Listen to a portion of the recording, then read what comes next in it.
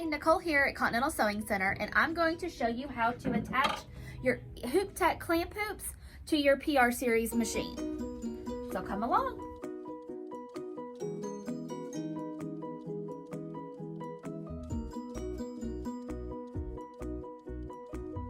First, you're going to take your arm off of the machine with the two small screws.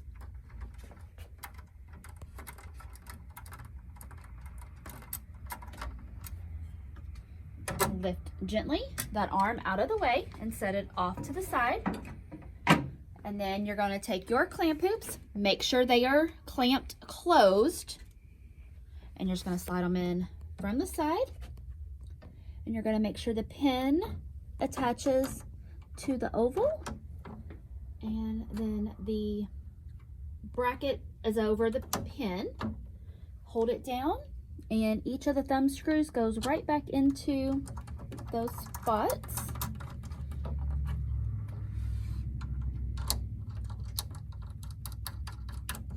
All right, you are all set for that portion. Next, I'm going to turn my machine on and get it ready to hoop my lunchbox. Wake my machine up, and that will bring the hoop into the position. I have my lunchbox that I want to embroider on. So I'll open him up, put my stabilizer in there. I am going to open the clamp so that I can get my lunchbox in. I'm going to slide my stabilizer and my lunchbox flap right into position.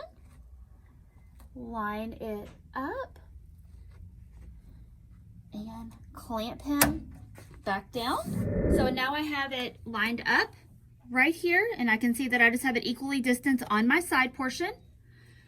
I'm going to pull up the design that I want to stitch on my machine. Make sure to remember the direction that your item has gone into the clamp system with it, to make sure if you need to rotate the design to stitch the proper direction or not. Now that I have the design positioned how I want it, directional, I have to move it into position on the item that I want to stitch it on. So I'm going to slide it up. Because I know these are an aftermarket hoop, it is not going to recognize my hoop.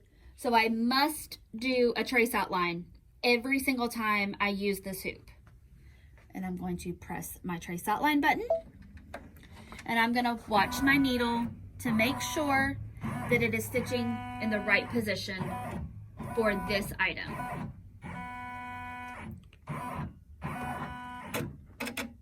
When you are watching the trace outline, make sure that you are watching to make sure that your needle is within a safe distance from the arm and the back of the hoop.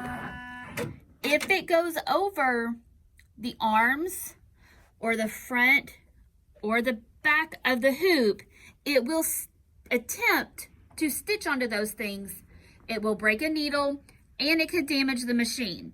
So just be very cautious when using these and making sure that your design is a safe distance away from the sides and the top and the bottom from the hoop. Make sure you like and subscribe to the video for more tips and tricks, and the link for this hoop will be in the description below.